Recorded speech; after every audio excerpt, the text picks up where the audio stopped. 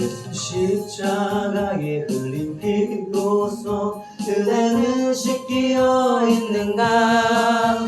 더러운 죄 이게 하는 능력을 그대는 참 의지하는가? 예수의 보혈로 그대는 씻기어 있는가? 마음속에 여러가지 죄악이 깨끗이 씻기어 있는가? 주 예수와 밤낮으로 늘 함께 그대는 행동을 하는가? 아무 때나 어디서나 그대는 십자가 붙들고 있는가? 예수의 보혈로 그대는 씻기어 있는가? 마음속에 여러가지 죄악이 깨끗이 씻기어 있는가? 주님 예수 다시 올 때 그때는 영접할 예복이 있는가? 그대 몸은 거룩한 곳 천국에 들어갈 준비가 됐는가? 예수의 보혈로 그대는 씻기어 있는가? 마음속에 여러가지 죄악이 깨끗이 씻기어 있는가? 모든 죄에 더러워진 예복을 주 앞에 지금 다 벗어서 샘물같이 솟아나는 보혈로 눈보다 너희의 씻으라. 예수의 보혈로 그대는 씻기어 있는가? 마음속에 여러가지 죄악이 깨끗이 씻기어 있는가? 출석 부르고 시작하겠습니다. 김성길 아구님, 신채린 아구님, 신현종 아구님, 이상미 아구님, 최수빈 아구님, 전길숙 아구님, 유미나 아구님, 이보현 아구님, 이애녹 아구님, 이은옥 아구님 다 출석하셨죠? 네. 출석 체크를 나중에 올려주십시오. 마음으로 학생들 봐야 되는데.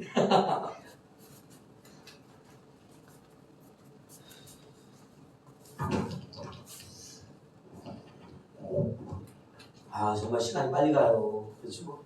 생각도 못했어. 네, 시간이 어떻게 가는지 저도 모르게 이렇게 가고 있어요. 저기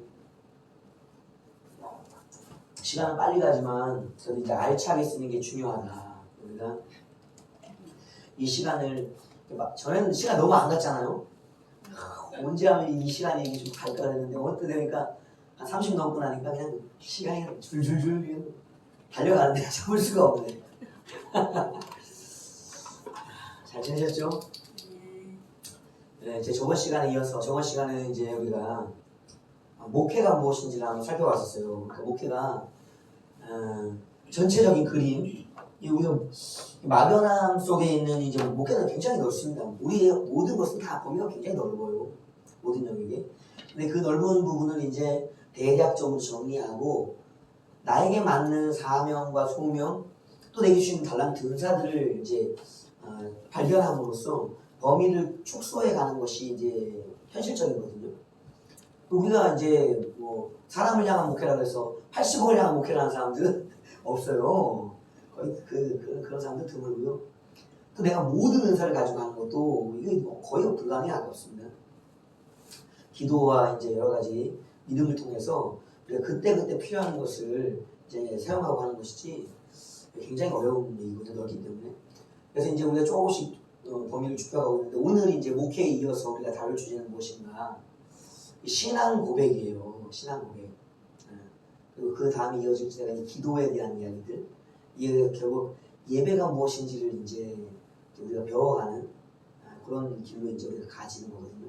그러니까 일기 때 했던 부분을 좀 더 자세하게 조금 이제 우리가 이제 목회자적인 입장에서 목자적인 입장에서 한 번 더 살펴보고 정리한다. 이렇게 이해하시면 되겠어요.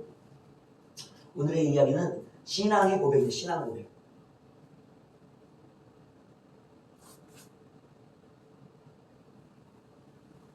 글씨가 좀 나아지죠?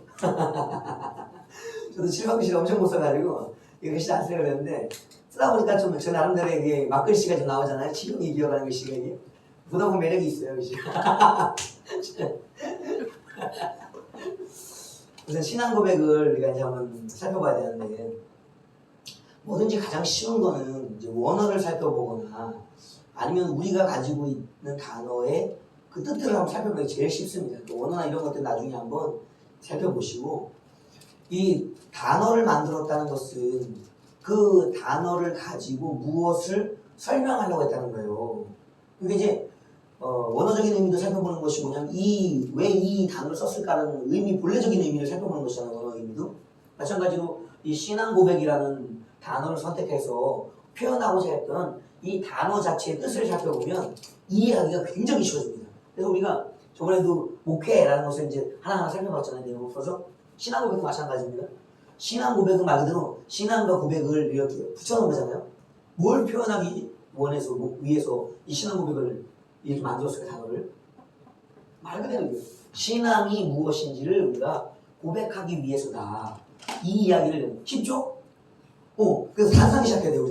우리는 유치원적인 발상으로 초등학교적 발상으로 시작을 해야 돼. 그래야 쉬운 거예요. 너무 어려운 관점의 이야기들을 막 다 갑자기 가기가 힘들거든요. 그래서 쉬운 이야기부터 신앙을 고백하기 위한 것이 이 신앙 고백 목적이라는 거예요. 그러면 이거 나눠질 수 있겠죠? 이것을 나눌 수 있겠죠? 뭘로? 신앙과 고백으로. 그럼 신앙이 뭔지를 알아야 되는데 히브리서에서 보면은 살아계신 하나님에 대한 신앙이다라는 표현이 나와요. 그러니까 우리가 첫 일기 때 배웠던 그 첫 주제가 살아계신 하나님이었잖아요. 그게 모든 게 기본이에요. 우리는 세상에 많은 신들이 있거든요. 종교라는 것은 뭐 무종교든 또 어떤 특정한 종교를 믿고 있든 간에 종교라는 것을 만들어내는 거예요. 그러니까 내가 무엇을 믿고 싶다, 무엇을 이루고 싶다, 힘을 얻고 싶다, 소망을 하고 싶다라는 목적 하에 만들어내거든요. 그러니까 만들어내는 거니까 내가 필요에 따라서 내가 보고 좋아하는 것을 따라서 수많은 신들을 만들어낼 수가 있죠. 그러니까 하나님은 수없이 많이 있을 수가 있는 거예요. 가스는. 그러나 유일하신 하나님은 여호와 하나님은 딱 한 분이라고. 근데 종교와 신앙의 차이점이 있다. 그러니까 처음에 정리해야 될 것은 무엇인가? 그러니까 신앙을 정리하는 신앙. 신앙이 무엇인가? 신앙은 바로 종교적 신앙이 아니에요. 우리가 아는 살아계신 하나님을 향한 신앙. 이게 정확해야 돼요. 살아계신 하나님.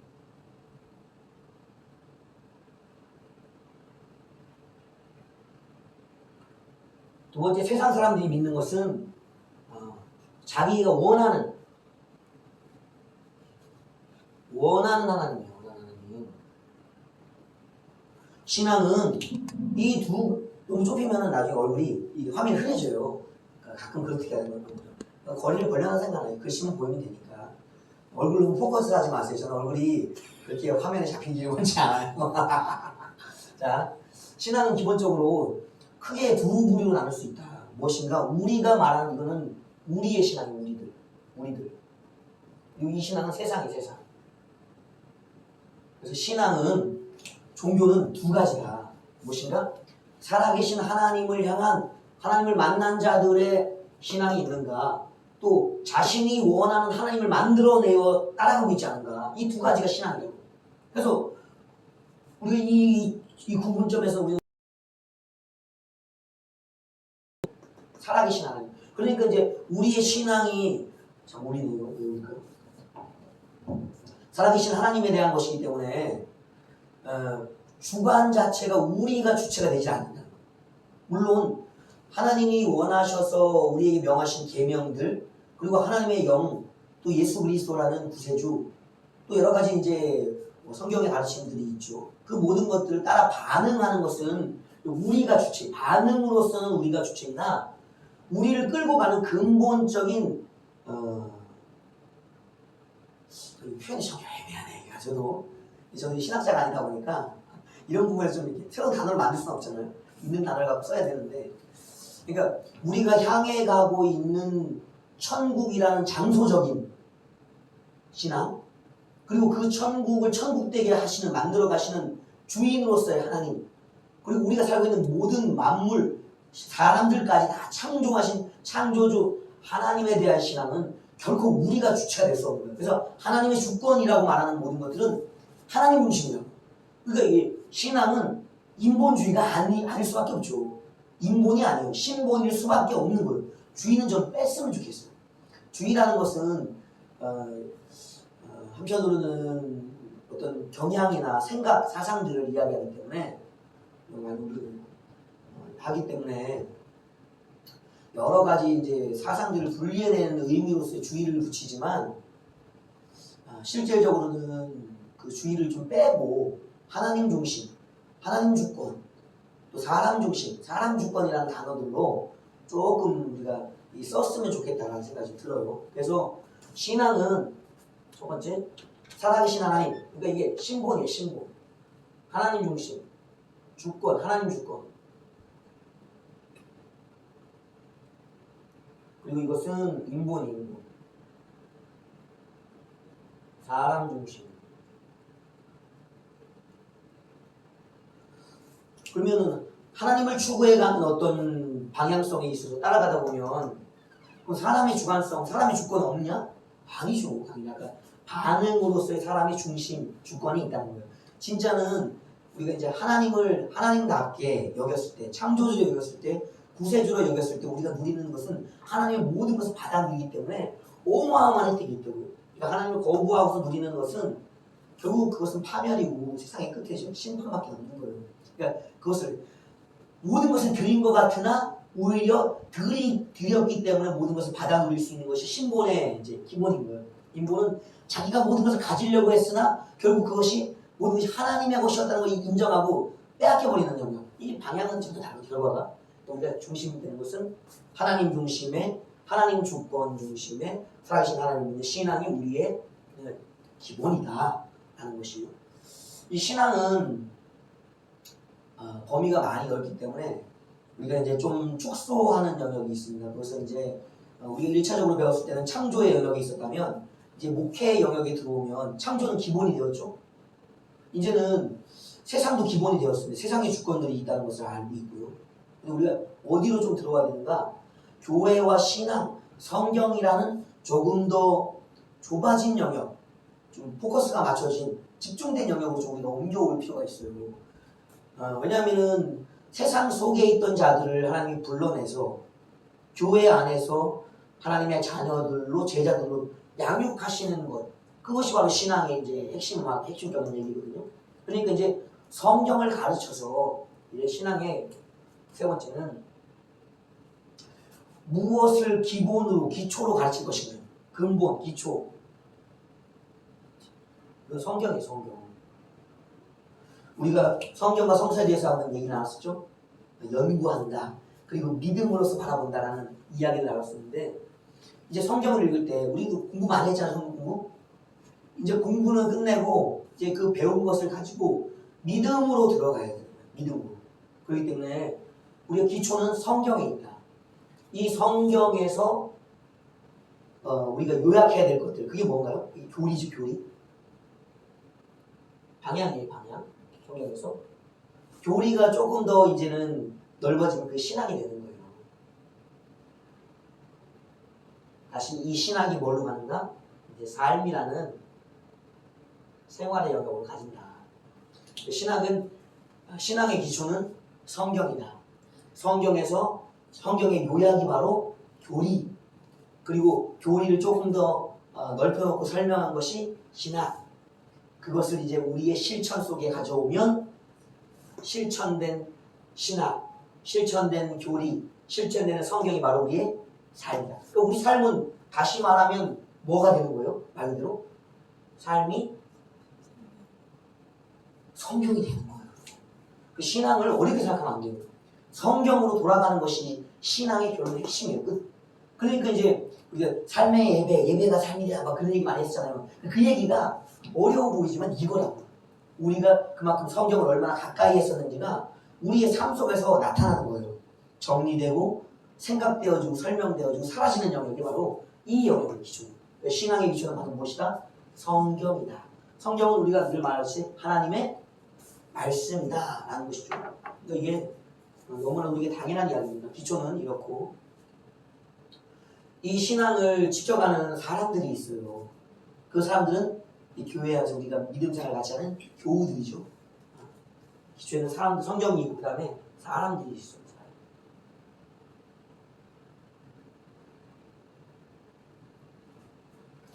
이 사람들도 성장하고 변화되어 갑니다. 처음에 교회 들어오면 우리가 이제 직분적으로는 성도라고 불러주잖아요. 이 성도는 뭐 초신자들에게 붙일 수 있는 건 아니에요. 가장 완성적인 상태. 그러니까 우리가 이제 처음에 들어오면 성도라고 불러주는데 이 성도는 완성 형태예요. 그러니까 이 성도라는 호칭을 어디서 사용하는지 보세요. 천국에 있는 자들을 뭐라고 부를까요? 성도라고 불러요. 계시록에는.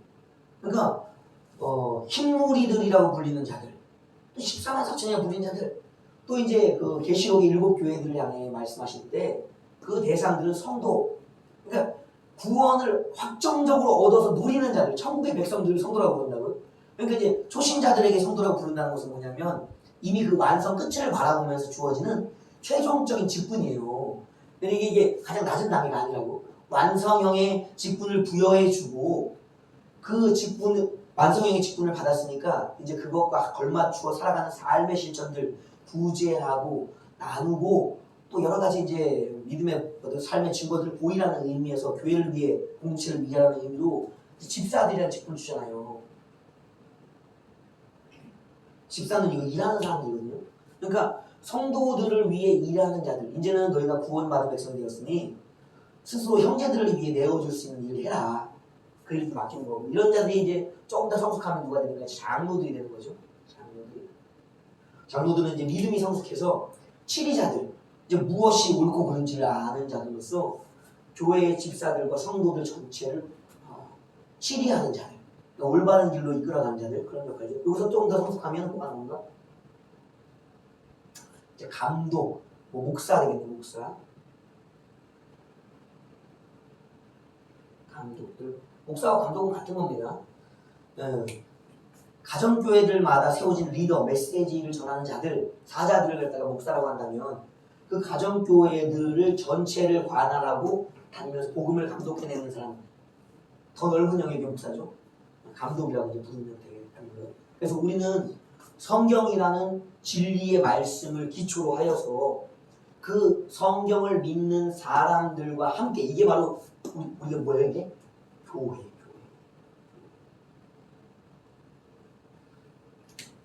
삶을 살아간다 라는 것이 우리의 기초라는 거예요. 그러니까 성경과 사람들, 믿음의 사람들이 교회가 없이는 신앙은 있을 수가 없어요. 그래서 교회에 성경을 공격하는 자들 있잖아요. 그리고 또 성도들을 공격하는 자들 있잖아요. 그런 자들을 성경은 단호하게 얘기합니다. 사탄과 마귀라고. 그러니까 하늘의 교회의 성도들이 있잖아요. 누구예요? 그 천사들이잖아요. 그러니까 밤낮 비난하는 자가 있다고 했어요. 힐난하는 자들이, 참소하는 자들이. 그 누군가 사탄 마귀거든요. 대적하는 자들. 그러니까 결과적으로 하늘에 있던 일이 어디로 내려왔는가? 지상으로 내려와서 하나님의 말씀과 그 말씀을 지켜 사는 사람들, 그들 비난하는 자들이 같이 대적이 있는 거예요. 이 대적들. 이 대적들도 변해갑니다. 여러분. 믿음의 사람들이 이렇게 직분에 따라 성숙되어 가서 하나님의 말씀을 이제 이 땅 가운데 드러내면서 살아가듯이 대적들도 어디에 있을까요, 대적이? 물론 세상에 많죠. 세상에도 많은데 그 세상에 있는 대적들은 그렇게 신경 쓸 만한 대적들은 아니에요. 원래 그러했기 때문에. 그리고 내 옛 모습이 그들에게 있는 거잖아요. 그들을 이해하는 것은 그렇게 어렵지 않다고. 신앙이 없으니까요. 믿음이 없잖아요. 믿음의 사람들의 행위를 하지 못하는 것은 당연하다고 생각하는데 이 대적은 어떤 대적이냐면 교회 내에 있는 대적이에요, 여러분. 무섭다고. 그 대적들이 어떻게 해요? 이 믿음의 사람들의 성장과 똑같아져. 그 계시록에도 보세요. 그리고 구약교회도 보세요. 성숙한 대적자들이 있다고. 완숙한 대적자들. 악에 능한 자들이 있어요, 여러분. 이 믿음의 사람들이 성장하는 것처럼 처음에 대적도 같이 성장해가요. 뭘로 시작하는가? 이 성도의 생활을 같이 시작한다고. 근데 그때는 이들도 어리거든요. 그러니까 이제 하나님이 교회 내에서 이 대적들이 자라나는 변화들을 보면 이단이라고 우리가 알죠. 결과적으로 이 사람들은 이단 마지막은 이 대적들이 이단인데 그들도 똑같은 성도에서 시작해요. 예. 같은 예수 그리스도를 믿고요. 같은 성령을 받은 성도였던 자들이 대적이 되는 거예요. 그러니까 이게 참 구분하기가 어려워지는 거예요. 우리가 이제 곡식과 가라지는 금방 구분되잖아요. 근데 알곡과 쪽정이는 구분이 잘 안 된다고. 그러면 엄밀하게 더 자세히 들여다봐야지만 구별되는 게 이 성도. 출발 자체가 성도에서 시작하기 때문에 이들도 똑같이 직분은 똑같이 받아갑니다. 직분은 우리랑 차이가 있는 게 아니에요. 내용이라는 거예요. 내용이 뭐가 다를까요? 다른 말씀을 가지고 다른 성경을 가지고 있는 거예요. 이게 그래서 기초 중에 사람들을 구분해주는 기초는 성경이에요. 그래서 잣대, 캐논이라고 얘기하잖아요. 이런 부분이 있다고요. 그래서 이들도 똑같은 직분을 받아 변해가는데 그들은 내용이 달라지더라. 어떤 내용이 달라지는가? 첫 번째 집사라고 가는 게 이제 되지 않아요. 잡사로 가지 않아요. 이 표현이 좀 하게 좀 이상하시는 잡사. 집사는 성도들을 위한 일을 맡겨주는 건데 그럼 뭐를 위해서 누구를 위해 일해야 돼요? 교회를 위해서 성도들의 신앙을 위해서 일해야 돼요. 잡사는 일을 안 해요. 그래서 교회 내에서 집사인데 일을 안 하는 사람도 있으면 잘 봐야 돼. 잡사할 가능성이 많아. 이런 자들이 이제 뭘로 가는가? 교회의 장로로 가야 되는데 장로는 뭐 하는 거예요? 그 병든 자들, 죄에 이제 눌린 자들을 방문해서 가르치고 기도해주고 도와주는 역할을 해야 되는데 장로가 되지 않아요. 그들은 이제 약간은 다른 쪽으로 가는 거예요. 이게 이제 어떻게 표현할까요? 다른 것으로 거짓 교사. 이제 여기 거짓이 좀 들어가네요. 거짓 교사. 그리고 잘하는 게 또 뭐가 있어요? 거짓 교사하고 거짓 선지자. 거짓은 똑같습니다. 거짓 목사 그죠?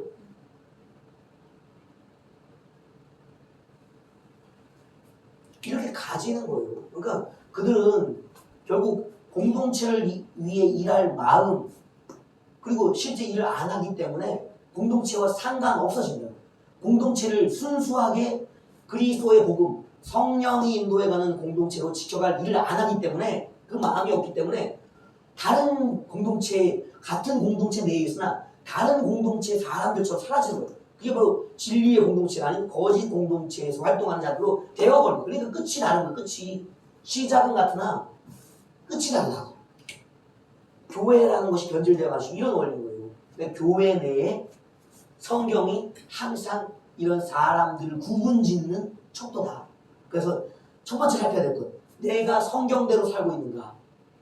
그리고 저 사람은 성경대로 살고 있는가를 보면 대적이 되는지 믿음의 사람들 성도가 되는지를 우리가 알 수가 있다라는 거예요. 신앙은 이해가 되셨죠? 그럼 고백이라는 것이 무엇인가? 이 고백은 완성이에요, 완성. 우리가 이제 이 신앙이 우리의 기초석이라면 고백은 표현, 꽃과 같은 거예요, 꽃. 그러니까 신앙은 있어요. 어떤 사람들? 다 믿어. 또 뭐 믿는지 말해봐. 그럼 말을 못하네. 우리 생각해봐야 돼요. 신앙 믿는 바가 분명하다면 왜 말을 못할까요? 말이 안 되는 거거든요. 신앙과 고백은 하나야, 하나. 있으면 그렇게 고백되어지는, 표현되어지는 거예요. 근데 뭔가 문제인가? 신앙이라는 것 자체가 없다고 표현하기엔 좀 어렵겠죠. 너무 약해. 뭐 하지 못할 정도로. 왜, 이 고백은요, 이게, 신앙 고백이라는 것은 나중에 이제 신조라는 말로 표현할 수 있습니다. 이 신조는 다른 말로 이게 크리드, 나는 믿는다, 나는.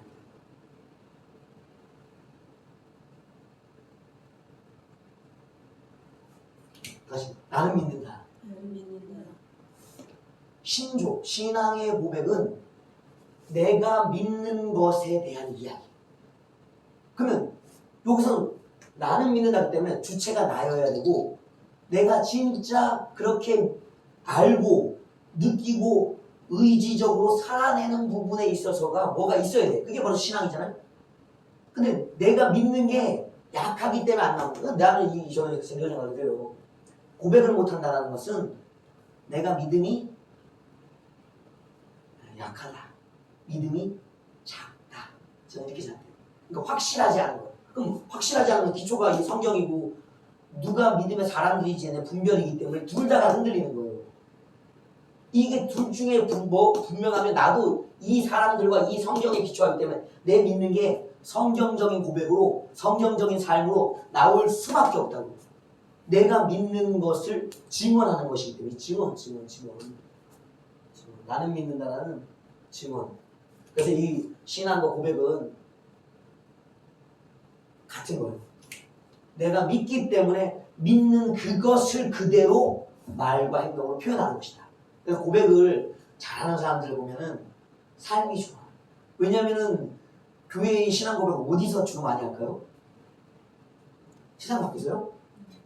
아니, 교회 안에서요 많이 해요. 기도할 때나 또 찬송도 고백이에요. 그래서 이제 그런 부분을 어떤 사람들이 기도할 때 보세요. 열심히 기도하는데 그 회중 그 기도는 모든 사람들의 마음을 모아서 자기가 이제 혼자의 고백이 아닌 회중들의 고백을 이렇게 간구들을 모아서 주님께 드리는 거거든요. 그러려면 이 개인의 신앙 고백이 믿음이 좋아야 되는데 탁 보면 알아도 몰라요. 알죠. 왜 같이 사는데? 너나 잘 믿어. 너나 잘해. 아멘이 한다고 아멘이. 그 사람의 고백에 동의적인 아멘. 아휴, 또 그냥 말만 하고 있네. 거짓말이네. 이런 생각이 드니까 동의적인 고백이 같이 아멘이 안 나온다고. 그러니까 자기의 믿음이 확실하고 삶이 확실해야지 상대방에게도 나오는 그 마음을 모아서 하나님께 드러내는 고백이 완전한 거지. 그러니까 이 사람의 고백이 어떻게 돼? 사람 잡으니까 부끄럽잖아요. 흔들린다고 자기가. 그래서 자기 고백이 돼요. 여기는 진짜 이 전체 내가 살아계신 하나님을 믿고 있는지 성경대로 살고 있는지 내가 믿음의 사람 교회를 위한 사람인지에 대한 자기 확인 자기 확인. 이 확신이라고 하죠. 확신. 이것이 분명할수록 고백이 정확해요. 나는 예수 믿어. 아멘. 할렐루야. 이거 해보라고 그랬어요. 여러분. 나중에 이제 우리가 이제 목회 현장에 서게 되면요. 가장 단순한 고백이 있어요. 찬송도 피우고 주여라는 고백이 주여. 이 자기 확신의 확인의 쳤거든요. 주여. 그럼 주여가 잘 될 것 같아요? 주여 진짜 잘 안 돼요.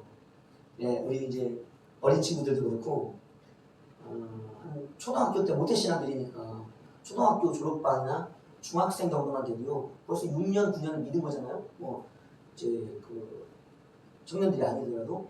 근데 해보세요. 얘들아 주여 해봐. 그러면 의외로 이 주여를 못해. 왜 그러냐니까 이 주여라는 의미가 이 속에 예수 그리스도가 하나님이라는 고백이거든요. 근데 이 주여는요. 예수 그리스도는 하나님이시다.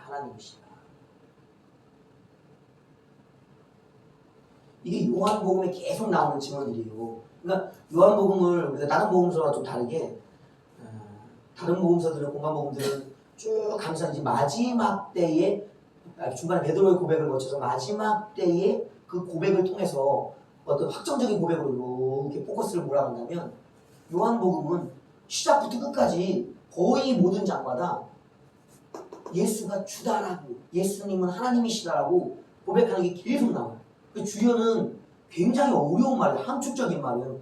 그러니까 이게 진짜 이런 지식이 있어야 되기도 하고 이런 믿음이 있어야지 주여가 나오는데 하나는 못한다니까. 주여가 무슨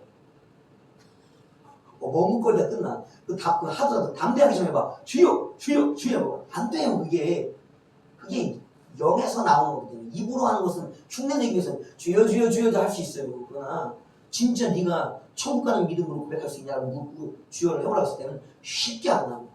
이 주여 예수는 하나님이시다, 하나님의 아들이시다는 고백이 쉽지 않더라고요. 이 고백을 할 수 있어야 되는데 이거 주여라는 단 두 한마디, 이 주여라는 단 이 한마디를 못한다. 이게 되냐. 그러니까 신앙은 첫 번째 주여를 할 수 있어야 된다. 신앙의 고백이 이제 자꾸 여기서 성장해 가는 거예요. 첫 번째 자기 확신을 통해서 주여라고 말해야 되고, 그 다음에 이제 성장해 가요. 변화. 이 성장이라는 것은 우리가 이제 기도 훈련 받을 때나 이렇게 보면 복잡할 때는 주여, 주여, 주여 하면서 단순하게 기도하는 것 있잖아요. 말씀도 이 주여라는 것을 계속 예수님은 주시다라는 고백하지만 너무 여기 머물러 있으면은 내용이 없어요. 내용이. 이 기초가 가지고 있는 내용이 없다고. 그래서 이 신앙의 고백이 이제 성장해 가야 되거든요. 확장되어 가야 되거든요. 그래서 베드로의 고백을 우리가 이제 이 주요 고백의 이제 다음 단계의 이제 고백 훈련으로 많이 쓰잖아요. 주는 그리스도시요 살아계신 하나님의 아들이시다. 이 주여가 아까 전에 가지고 있었던 해석적인 것, 예수 그리스도는 하나님이시고 하나님의 아들이시다는 의미로 주는 그리스도시요 하나님의 아들이라는 고백으로 이렇게 방향이 어떻게 되는가? 문장이 늘어나는 거예요, 여러분. 여러분 문장이 늘어나는 거 쉬운 게 아니에요? 애기들 보세요. 엄마 아빠한테 처음에 뭔 말하는지. 아버님, 어머님, 제가 몹시 배가 고프니까 분유를 타서 저를 먹여주십시오. 이렇게 얘기하는 애 아무도 없어요. 응애는 말 좀 하면 엄마겠죠. 단순하다고. 근데 조금 더 성장해 가면 대상을 향해서 자신이 가지고 있는 생각과 감정들을 정리한 문장으로 표현한다고. 문장. 성장해 가는 거예요. 그러니까 베드로의 고백은 함축적인 거야. 아주 어린아이 신앙. 주여, 주여, 주여 하는 신앙을 넘어서는 거예요. 이게 뭘로 열렸는가? 예수님은 하나님이 너에게 계시를 해서 열어줬다는 거예요. 이 주여가 되는 것도 힘들지만 처음에 따라 나선 건 주여였기 때문에 또 따라 나선 거예요, 베드로도. 근데 주여에서 예수가 하나님의 아들이시라는 고백까지 가기에는 몇 년이 걸렸을까요?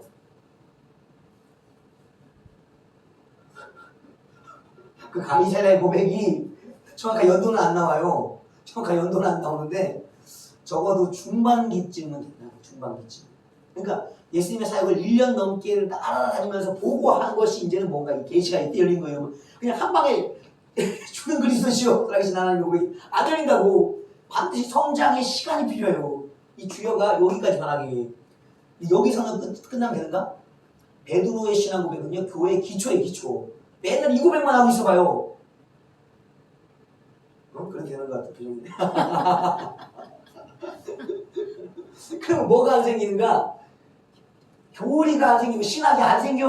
여러분, 교리와 신학은요, 다른 사람들을 가르치기 위한 거예요. 나는 주여만 해도 괜찮아요. 내가 알고 믿으니까 설명을 못해서 그렇지. 예수님 그리스도다 생각해. 내가 믿으면 괜찮아. 이거 뭐 설명할 필요도 없어요. 내 믿는 바인데 뭐 나한테 설명할 필요가 있냐고. 그러나 이제는 교회이기 때문에 혼자가 아닌 남들, 더군다나 이게 숫자가 이제 복음이 전파되니까 많아지잖아요. 그러니까 가르쳐야 되잖아요. 가르치는데 이렇게만 가르쳐 놓으면은 나중에 내가 가진 신앙의 고백, 내가 가진 계시를 그들은 이해할 수가 없다고. 계시는 나만 열리는 게 아니라 그들도 열려져야 되고 전해줘야 된다고. 전하기 위해서 되어지는 것이 뭐예요? 이제 신조라는, 이제 고백과 신조는 같은 거예요. 신앙 고백. 이제 신조, 우리가 많이 쓰는 신조가 있죠? 신정이라고 불리는 거? 내 신정을 건드리는 거? 사도신경.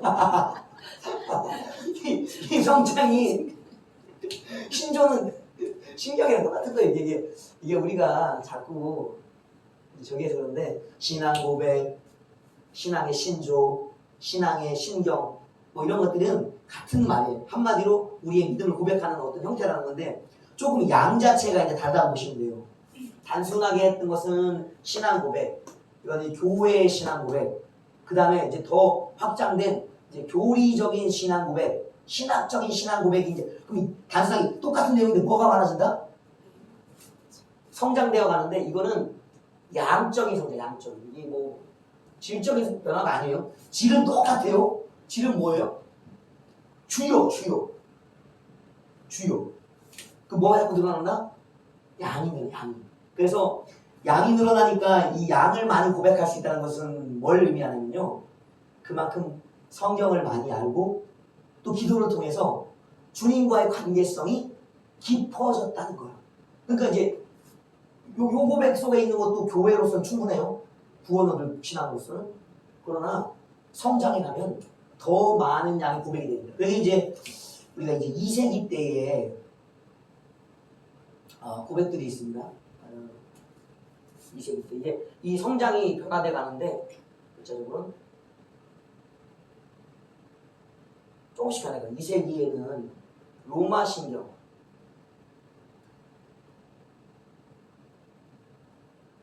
로마 신조 같은 말이에요. 그 다음에 이제 4세기가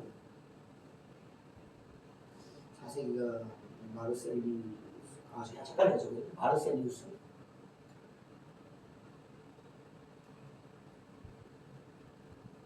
이거 되시는 분 찾아보세요 한번. 마르셀리우스 신조. 5세기가 사도 신경. 이렇게 이제 기본적인 초대교회의 신앙의 고백들, 이것이 이제 성장해 갑니다.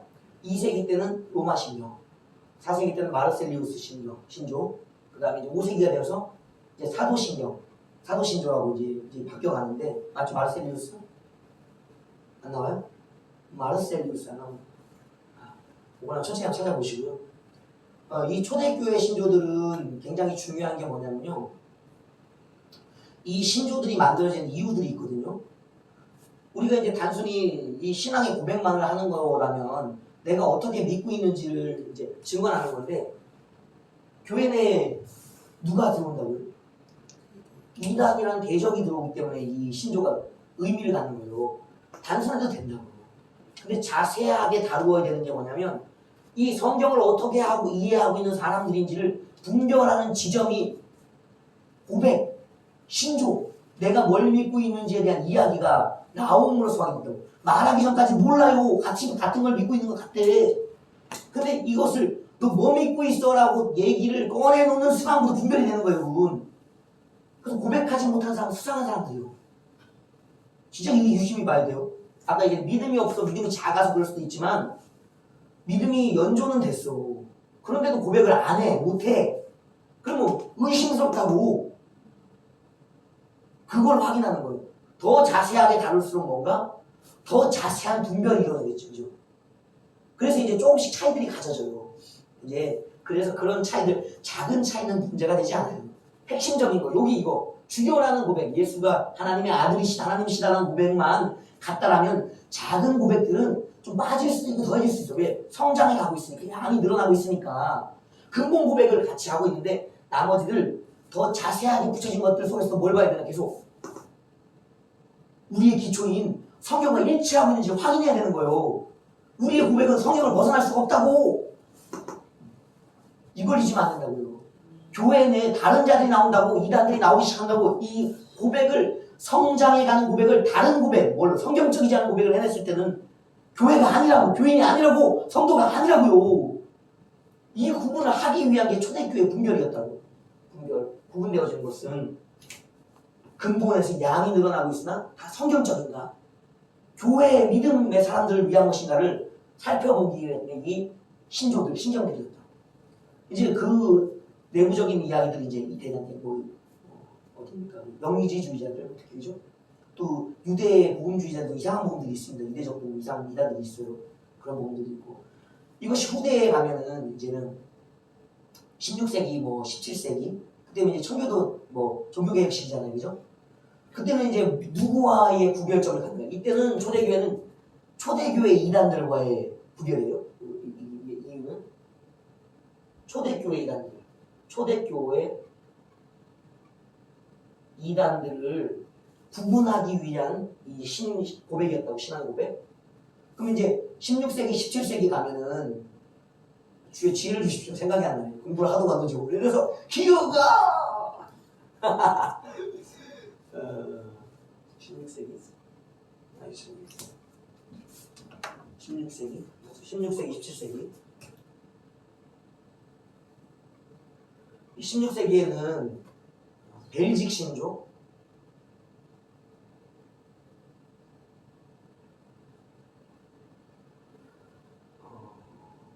도르트 신조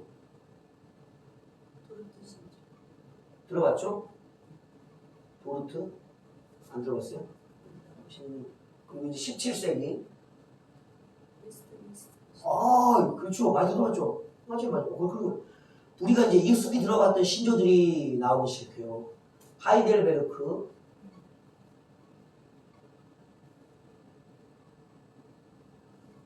신조, 그리고 지금 말씀하신 웨스트민스터.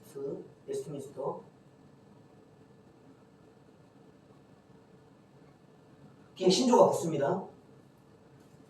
이 16, 17세기에는 초대 2, 4, 5세기의 신조, 교회 내에 있는 이단들과의 구분을 위해서 시작했다면 16, 17세기는 아까 종교개혁과 관련되어 있다죠? 누구와 다른 신앙을 고백하기 위해서 했을까요? 이때보다 내용이 엄청나게 이 초대교회도 이게 문답이에요. 문답 형태. 이제 하나님이 천지를 창조하신 것을 믿느냐? 그러면 뭐라고 대답해야 돼요? 나는 믿습니다. 예수 그리스도가 너의 죄를 위해 오신 것을 믿느냐? 계속 우리 할 말은 뭐예요?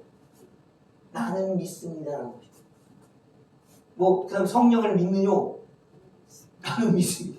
초고백을 계속 하고. 이때는 이때도 문답인데 문답이 더 확장되고 있어요. 누구와 구별되기 위한 문답. 그렇죠. 우리가 분리되어 나오는 가톨릭이잖아요. 네, 가톨릭은 이름은 좋은 뜻이에요, 여러분. 가톨릭은 보편.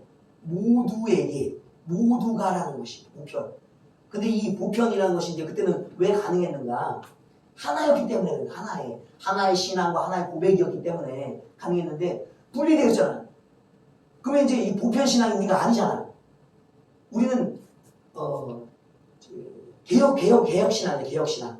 왜냐면 이 원래는 이 보편 신앙이라고 쓰면 사도적인 예수 그리스도를 통한 사도적인 진리 속에 내려오는 거예요. 성경을 믿는 믿음에서. 근데 이제 여기서 가톨릭이 어떻게 되는 거예요? 자꾸 변질되어 가는 거예요. 성인들을 숭배한다든지, 성인들의 유물, 물건 같은 것들 그런 거 숭배한다든지, 성당 같은 걸 지어놓고 성당 자체를 우상시한다든지, 또 마리아상을 만든다든지 우상 숭배잖아요, 이런 것들이. 그런 것들이 이 가톨릭 안에 있었기 때문에 이것을 바로 잡는다는 의미가 이제 개혁이거든요. 어디로 돌아가기 위한 게? 초대교회로 돌아가기 위한 개혁주의이기 때문에 이 신앙의 부분은 가톨릭과의 구분을 위한 고백이 되는 거예요. 그러니까 다시금 강조되는 게 뭐겠어요? 성경. 항상 여기도 마찬가지, 초대교회도 마찬가지요. 여기는 가톨릭 교회,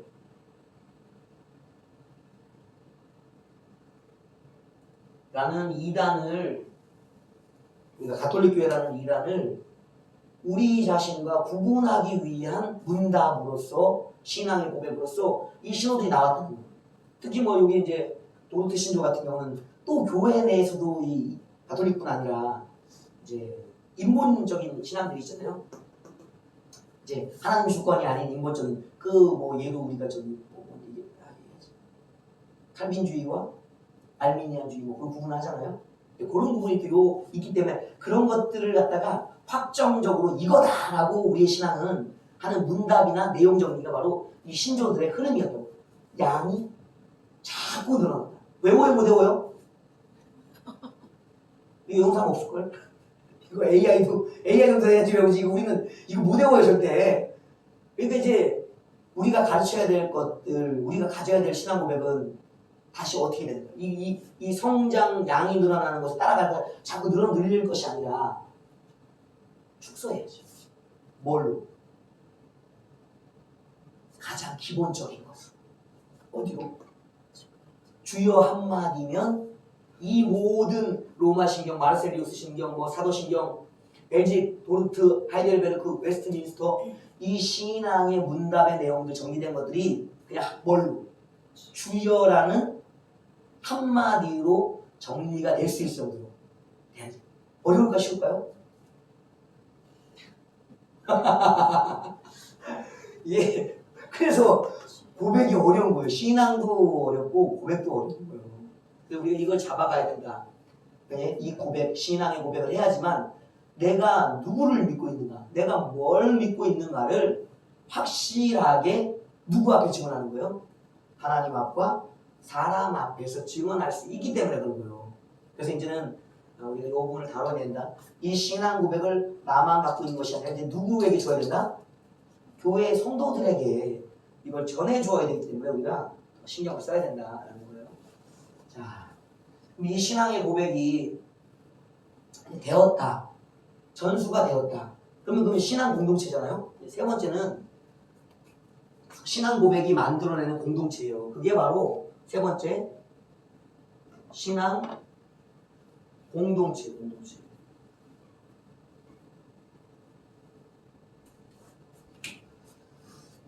같은 동일한 신앙 고백 위에서 모인 사람들이 가지고 있는 만들어낸 공동체, 신앙 공동체.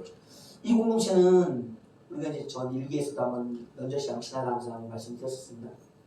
우리가 이제 구약의 시대와 또 초대교회의 시대, 그리고 지금은 이제 중세 시대를 거쳐서 현재적인 이제 시대에 와 있잖아요. 이제 사도들 때도 물론 고백을 그렇게 드렸어요. 지금은 이제 마지막 때다, 종말의 때다, 이렇게 막 고백을 해왔었어요. 그러면은 사도 때부터 종말이라고 했으면 지금은 어떤 종말일까요? 끝에 가까운 종말, 말세지말이라고 표현하죠. 그 말이 왜 그런가? 그것이 바로 사도들이 종말이라고 고백했던 그 고백 위에서 우리가 다시 시대를 살펴보니까 말세라고 고백했던 그 말세의 끝에 와 있다. 그래서 이게 말세지말, 이 신앙 공동체는 항상 종말적 신앙이 있는 공동체예요. 종말의 신앙.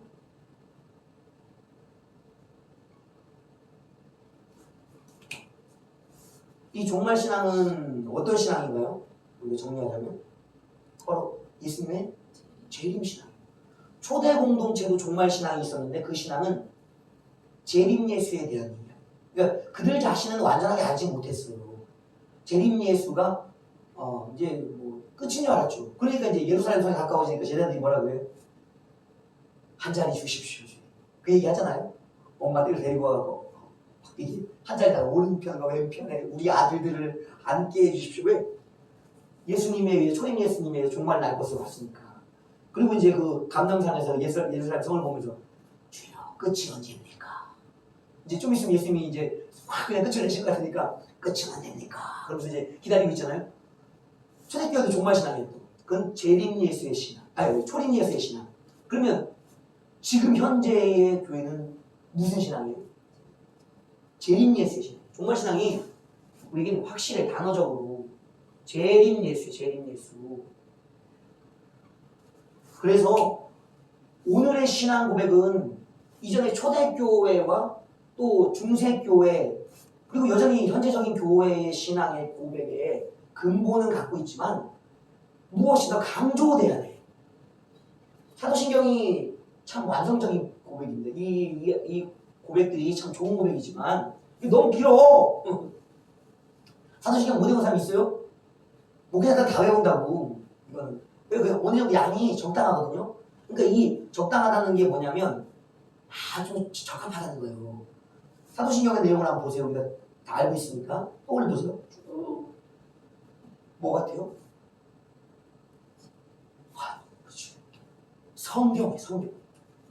이 성경이 요약. 여러분 성경 요약해봤어요?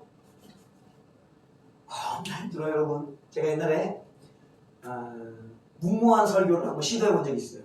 이게 뭐였냐면 이게 너무 욕심이 과해가지고 예언서를 설교해보리라. 여러분 예언서 해봤어요? 막막합니다. 그것도 1시간 만에? 1시간도 아니죠. 설교 시간 얼마 돼요? 45분, 50분밖에 안 되잖아요?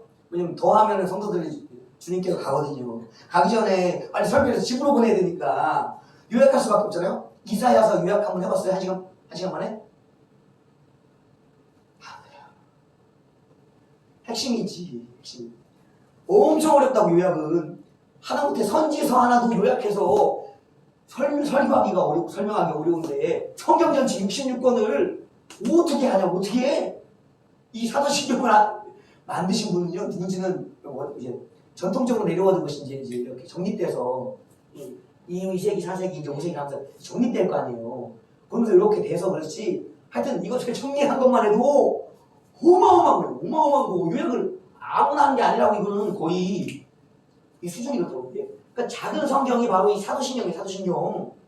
작은 성경이, 요약된 성경이 좀 얘기가 이렇게 했지.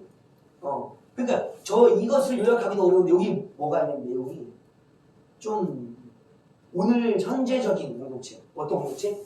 종말적 신앙에서의 재림예수라는, 특별히 우리가 만나야 될 대상이 이제 점점점 분명해지는 시기에 있어서의 신앙 고백이 돼야 되는데 이 사도신경에는 좀 그게 또 다른 분들도 그렇지 이제 창조주에 대한 신앙이 너무 좀 짧죠. 성령에 대한 부분도 너무 좀 짧은 건 사실이에요. 그 현재적인 이제 얘기 그때 필요한 게 예수님을 어떻게 믿을 것인가에 대한 첨예한 이해. 하나님은 별로 싸우지 않아요, 여러분. 성령 때문에 서로 싸우지 않아 잘. 예수님 때문에 싸운다. 이단은 거의 예수님에서 나오는 거예요. 그리스도를 어떻게 이해하고 있느냐가 이단들의 많은 분별점이라고. 그러니까 양이 많았던 것뿐이라고. 근데 오늘날에는 이제 그것보다도 더 중요한 거는 재림예수에 대한 신앙의 고백이 있냐고. 심판하실 것이라는 그 한 줄 있잖아요. 그것보다도 우리는 더 강조돼야 돼. 이 사도신경을 더 확장된 의미, 나의 사도신경을 만들어낼 수 있는, 이제 우리 교회의 사도신경을 만들어낼 수 있는 여기를 가져야 된다고. 뭘 집어넣으면서 재림예수의 신앙. 그래야지만 뭐가 되는 거예요? 그 예수님을 만날 공동체에 대한 고백이 나뿐 아니라 우리 교회에, 나의 교회, 모든 교회에 편만해질 것이기 때문에.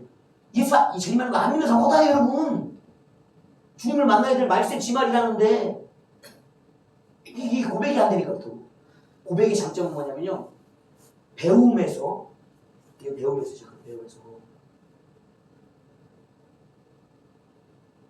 지식이라고. 지식은 굉장히 중요합니다. 우리가 지혜만을 높게 평가하면 안 돼요. 지혜는 지식 위에 있어. 확실히 어떤 사람은 1000마디 말을 했는데도 못 알아듣는 사람이 있어요. 뭐 지혜가 없어요.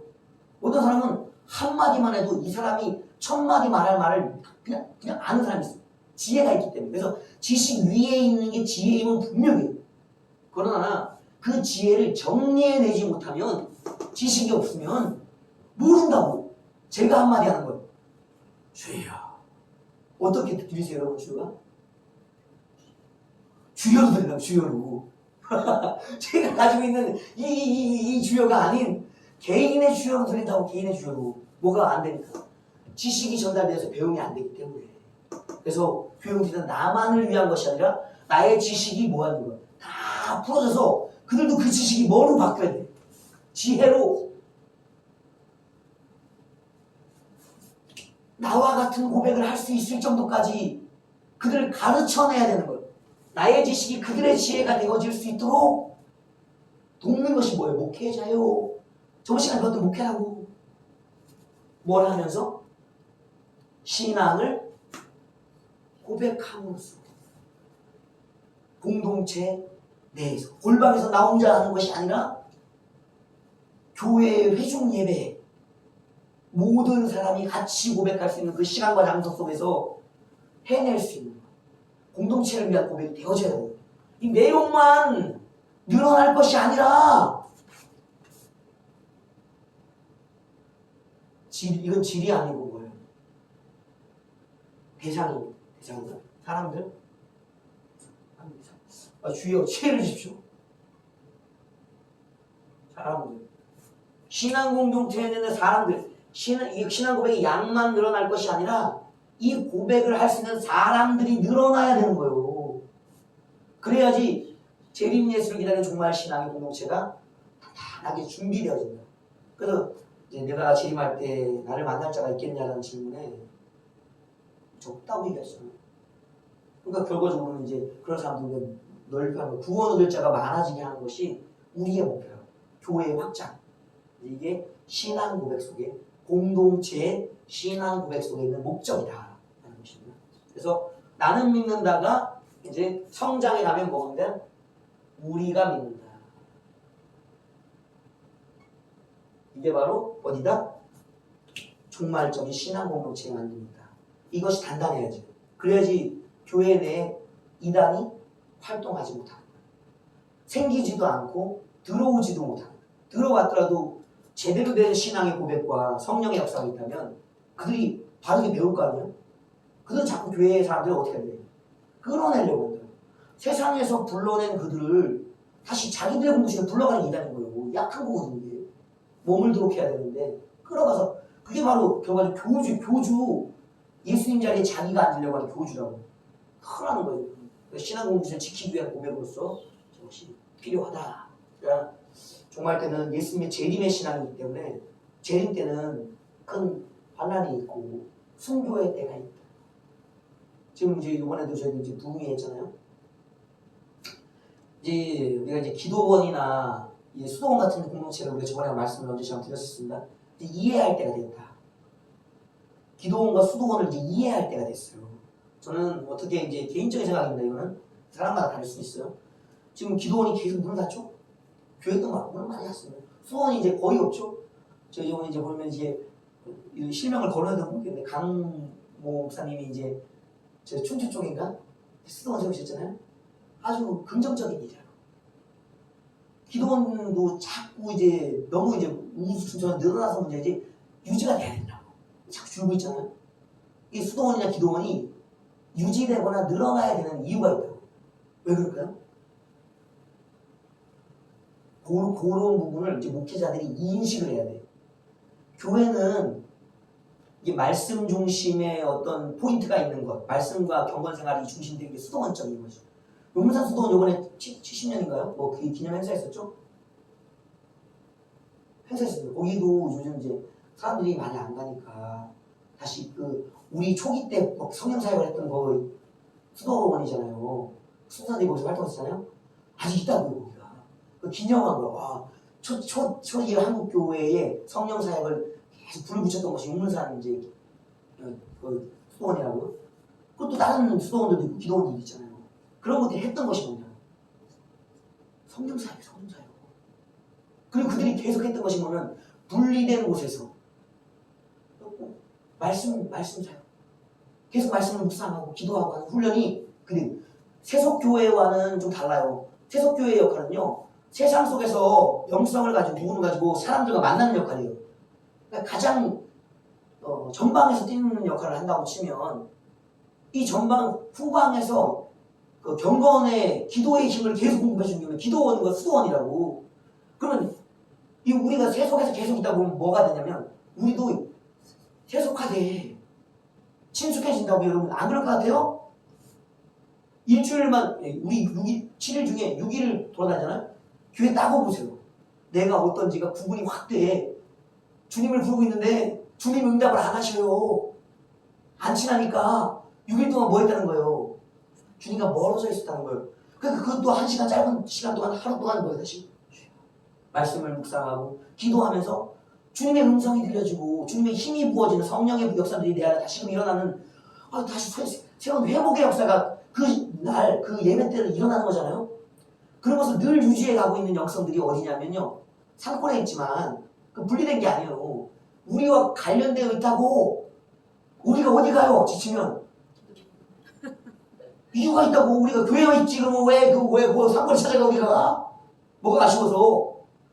그들이 가지고 있는 경건의 영성이 세속의 교회가 자꾸 약해져 가기 때문에 약간 분리되어 있는 그들 오직 말씀과 기도 또 하나님을 향한 삶의 그 단련 속에 있는 기도원과 수도원의 영성들을 우리가 받기 위해서 찾아간다고. 그럼 뭐 결과적으로 어떻게 돼야 돼? 교회가 기도원과 수도원과 친밀해야지. 마지막 신앙 공동체는요. 이 사람들의 문제도 사람들의 증가 이것도 목표예요. 같은 고백을 하는. 근데 수도원, 기도원, 연합. 만약에 한 교회에 하나의 기도원, 하나의 수원이 연결된다면 얼마나 좋겠어요? 근데 우리 교회가 좀 그런 케이스죠. 약간은 그런 거라서 목사님도 충고해 가잖아요. 너 이게 뭐 2달에 한 번씩 구매하고 쉬운 거 아니에요. 왜 이렇게 하는가? 이거 여러 가지 굉장히 어렵습니다. 이게 뭐 하나의 일을 벌려면 재정이 엄청나게 많이 들어가요. 교회 내에서 따로 그걸 준비해야 된다고. 그게 쉬운 게 아니에요. 하고 싶어도 못한데 허다하다고. 그런 수도원과 기도원과 교회가 연결되어서 계속 영성, 집중되어서 하나님께 집중된 영성을 받아서 세상에 계속 흘려내는 일을 하는 그러니까 하나의 연합운동들을 저는 했으면 좋겠다는 생각이 개인적으로 들어요. 그래서 이제 너무 교회들이, 목회자들이 내가 영성이 내가 최고야라고 생각하면 안 된다고. 깊은 영성의 단계에서 보면요, 목사라도 아이의 수준이 있다고. 예. 신앙공부자 목사가 아이인데 성도들이 수준이 어떻겠어요? 아이가 키울 수 있는 건 아이라고. 아이에서 어른이 안 나와요. 애가 어떻게 어른을 낳아? 어른이 아이를 낳지. 그 원리는 영적 원리와 똑같아요. 세상의 원리와 영적 원리는 똑같아요. 상식이 있고 그러면 영적인 세계의 비밀도 금방 아는 거예요. 종말 공동체, 재림 예수를 맞이할 텐데 환란이 다가온다는 시대에 이거는 정말 환란의 신앙이에요. 환란을 준비하는, 순교를 준비하는 공동체 역성이라고. 수도원과 기도는 왜 필요하냐고. 뭘 준비하라고? 환란에 대비한 종말 공동체를 만들기 위해 필요. 배워야지. 훈련이 안 돼 있다고. 교회가 주여 훈련도 안 되고, 기도 훈련도 안 되고, 예배 훈련도 안 되고, 삶의 훈련 제대로 되어 있는 게 거의 없다시피 해요. 교회는 어린아이 수준이라고. 거의. 예. 초대교회는 뭘로 단련된 교회예요? 초대교회? 여러분, 초대교회와 우리 교회는 다르다고요. 초대교회도 세상에 있었잖아요. 같이 있었지. 에베소 교회 얘기 들어보세요. 요한계시록 읽어보라고. 성만학교회 뭔가 다 순교가 나온 순교, 환란 속에 있는 교회들이었다고. 그들은 세상 속에 있는 교회였지만 수도원 영성과 기도원 영성이 있는 교회였다고. 달랐다고. 우리의 교회는 다르다고. 내 목회라고. 사도들의 목회라고. 사도는 뭐예요? 순교자 있어요. 순교자들, 증인들. 우리는 순교자가 아니잖아. 그러니까 우리의 수준이 높아지든가 안 되면은 그런 영성 있는 자들의 도움을 받고 우리도 지도를 받고 성장해 가야 된다고. 기도원과 수도원과 교회에 뭐 연합운동을 벌여야 된다. 뭐 수많은 교회들 만든 세계교회를 모으는 뭐 WEA가 중요한 게 아니요. 그 소리지. 교회들 100교회 모아놔봐요. 뭐 할 거요? 오합지졸 모아놔봐요? 세계교회 모아놔봐요. 뭐 할 거요? 주여도 제대로 못하는데, 주여 의미도 모르는데, 예수를 주로 고백도 못하는데 그 모아놓으면 뭐 할 거야? 몇 개 교회, 1000개 만들고 모아놓으면 뭐 할 거요? 세계교회를 모아놓으면 뭐 할 거요? 주는 그리스도시라는 그 영의 고백을 가지고 있어야지. 영생의 고백을 가지고 있어야지. 신앙 공동체지. 그러니까 교회 연합운동 난 좋지 않아요. 개인적인 생각이지만 어떻게 생각할지 모르겠지만 안 좋아. 그 하여튼 이게 없잖아. 이게 이것만 말하지 않아. 이것만 교회 내에 뭐가 많아야 되는가. 진짜 천국의 소망, 영적이라는 영성이라는 건요, 영적 실체를 경험해야 되는 거예요. 여러분, 복음 전하기 제일 어려운 사람이 누군지 아세요? 뭐 불신자들 빼고 믿음의 사람들 내에서 목사와 감독, 장로 정도 되가 있으면요, 천국 갔다 온 분들이 안 많아요? 실제 천국을 주님을 보고 왔다고, 지옥을 보고 왔다고. 그런 사람한테 예수 믿으라 그래요? 천국이 있다 그래요? 지옥이 있다 그래요? 할 필요가 없다고. 그런 사람도 인사만 하면 된다고. 할렐루야. 안 믿는 사람한테 그런 얘기를 하는 거라고. 제일 어려운 사람은 실체를 보고 온 사람들이요. 믿음이 실체가 되어진 사람들, 실상이 되어지면 요한처럼 어디로 올라간 사람들, 바울처럼 어디로 올라간 사람들, 베드로처럼 어디를 올라간 사람들, 이사야처럼 무슨 세상을 본 사람들, 선지자들의 경질, 사도들의 경지라고. 실제하는 천국을 보고 왔고 주님을 만나고 보좌 앞에 갔다 온 사람들한테 뭔 얘기를 하겠냐고. 아휴, 주님. 가까운 얘기예요. 그런 사람들이 우리가 돼야 된다고. 우리 공동체 교회가 되어야 된다고. 설교가 필요 없는 교회. 이런 말 오해할 수 있지만 목사님이 있어서 얼마나 좋아. 할렐루야. 믿으시죠? 그럼 뭐요? 그게 신조의 신앙 고백이라고. 성도들이 성경 한번 딱 읽고 목사님이 탁 걸어서 성경 딱 읽고 한 장 읽고 할렐루야 믿습니까? 그러면 그래요. 성도들이 나는 믿습니다. 이거 하면 되는 것이 설교가 몇 분짜리요? 5분이면 끝나. 5분 설교 할 필요도 없어. 설명을 할 필요 없어서 설교가 필요 없다고. 믿으니까 살 거 아니에요. 믿으니까. 목사도 얼마나 편해. 재밌을 거 같죠? 여러분 그런 공동체를 만들면 재밌을 거 같잖아요. 설교 때문에 고민할 필요 없잖아. 어제 얘기하시더라고. 일주일 내내 설교 준비한다고. 주일날 설교를 무슨 설교를 일주일 내내 준비해요. 믿어야지. 그런 공동체를 만드는 게 목사가 편한 거라고. 얼마나 좋아요. 할렐루야. 그래서 이제 안 그래요? 저 안 그래요? 저는 만들고 싶다고. 그게 안 되니까 칠판에 써가면서 막 설명하면서 하는 거 아니에요? 안 믿으니까. 하여튼 간에 우리의 공동체는 지식과 지혜, 믿음과 능력, 이게 다 어디 있는가? 예수 그리스도와 성령 안에 있는 것들이에요. 왜냐면 그분들은 천국을 만드신 분이고요. 천국을 다스리시고 이 땅의 세상 모든 것을 만드신 분이에요. 그러니까 그분 안에 있는 모든 것들은 그냥 다 있는 거예요. 그분 안에. 진짜 그분들 믿음, 우리의 주님은 그냥 천국 자체라고. 그분 통치 자체라고. 능력 자체라고. 믿음 자체라고. 그분들이 우리 안에 계시다. 그분들과의 교제, 깊어지는 사귐을 누리면 이 많은 설명도 필요 없어요. 이거 교리요, 교리. 신학이고. 내가 믿고 있는데 이게 뭔 필요가 있냐고. 천사들과 동역하고 있는데 천사를 설명할 필요가 없다고. 주님과 동행하는데 뭔 주님을 설명하냐고. 환난이 와도 변치 않는 신앙. 욥과 같이 나의 가는 길을 그가 하신다 고백하고 이 환난의 끝에 내가 이제 단련되어 나올 것이라는 이야기라는 것. 마지막 실제 갑절의 복을 받았잖아요. 환난을 통과할 수 있는 실제적인 신앙이 있는 공동체를 만들어내는 것이 우리 신앙 고백의 목적이다. 그래서 목회자는 신앙 고백이 확실해야 돼요. 너 뭐 믿어? 뭐라 그래야 돼? 아, 성장하셨네. 베드로의 고백들 하고 있네. 저는 그냥 뭐라고 얘기했어? 저는 주여. 이거 아멘 하는 거지. 항상 이것까지 설명하는 것도 좋지. 더 설명하는 것도 좋죠. 그러나 목회자의 고백은 단순히 주여 한마디면 끝나는 거예요. 능력이 나와야 되고 막 사람들이 그 목사님 할렐루야 목사다워 주여 한마디만 하고도 다 나오고. 제가 이제 기도원들 영상을 저들 찾아봐요. 기도원들의 예배는 어떤가? 기도원들의 말씀은 어떤가? 찬송은 어떻지? 그는 뭔 기도를 하고 있을까? 저도 막 찾아봐요. 그 유튜브가 좋은 거예요. 전에는 이거 알려고 그러면 어떻게 해야 됐어요? 갔어야 되잖아요? 지금 뭐만 하면 돼요? 손가락 눈만 착착착 하면 찾아가잖아요? 볼 수 있어요. 모든 교회 예배도 뭐 할 수 있어요? 간접적으로 볼 수 있고 드릴 수 있어요. 그러면 이제 뭐가 열려요?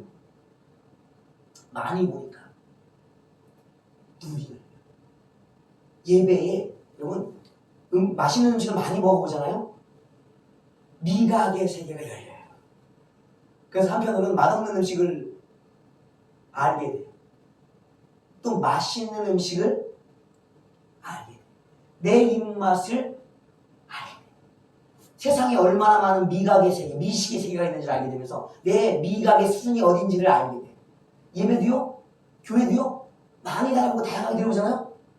물론 많이 간다고 횟수가 중요한 게 아니에요. 영적 분별을 가지고 말씀의 분별을 가지고 와서 드려봐야지. 안 되는 사람은 거기서 자기가 엉뚱한 짓 한다고. 분별을 가지고 가서 드려보면요. 얼마나 많은 영적인 임재와 예배들, 진리들이 있는지 알게 되고요. 내 수준을 안다고. 내 수준을. 내 신앙의 수준을 알게 된다고.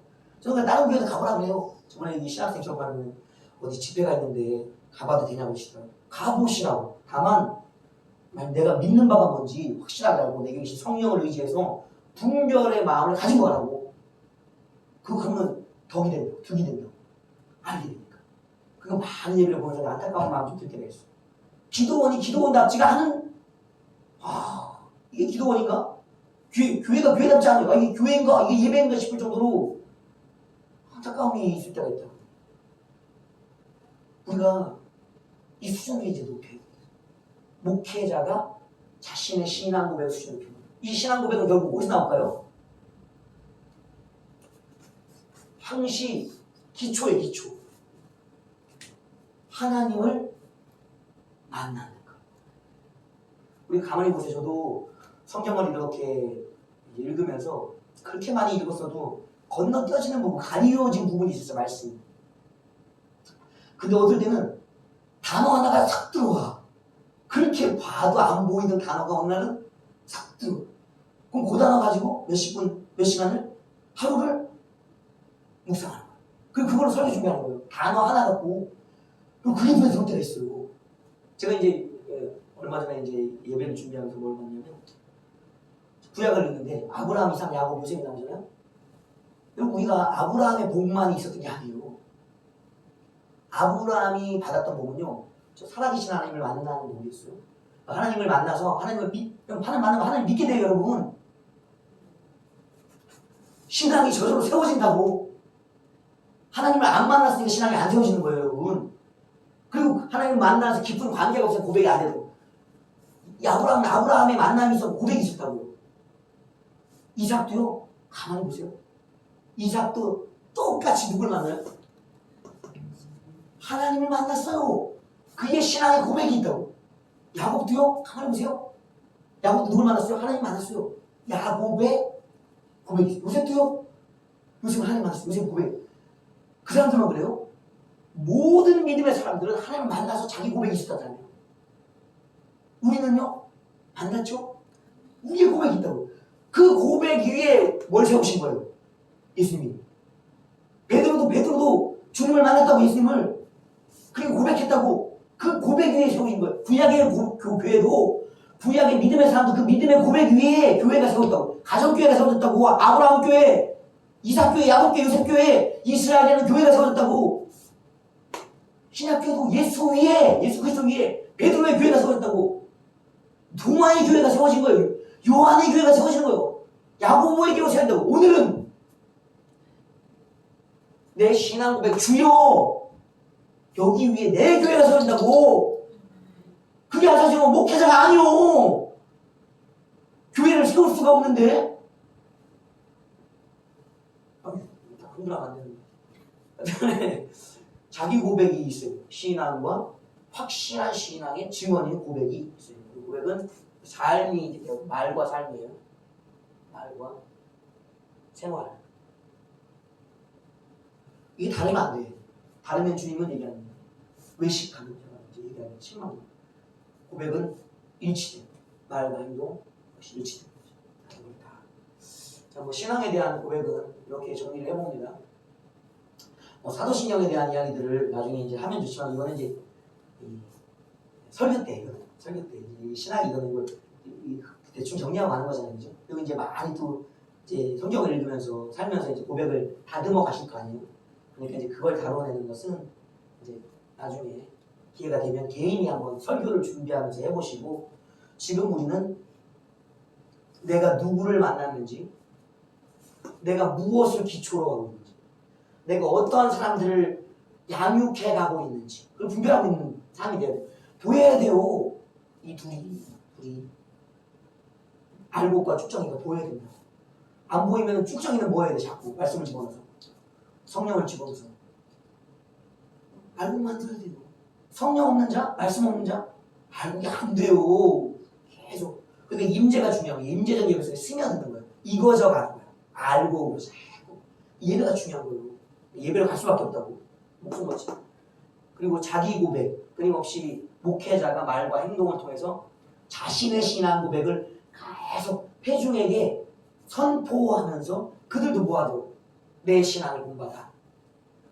재림 예수, 반란에 대비한 신앙, 그리고 거룩의 영성을 가진 자들로의 고백들을 그들도 해낼 수 있도록 이끌어가는 것이 신앙의 고백이다. 이런 것이죠. 여기까지 뭐 이해 안 되는 부분 없으시죠? 자, 이거 되고 간단한 이야기들입니다. 쉴까요? 네. 다시 쉬었다 하겠습니다. 뭐 하려고 했는데 좀 쉬어야 되겠네요.